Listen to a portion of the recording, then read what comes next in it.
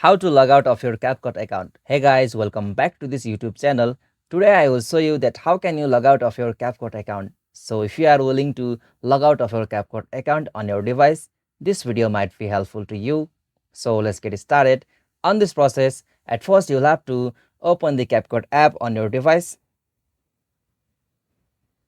Alright, so after you open the CapCut app on your device, you will got such interface. So from here, you'll have to tap on your profile icon just at the bottom right corner. So simply tap on this profile icon.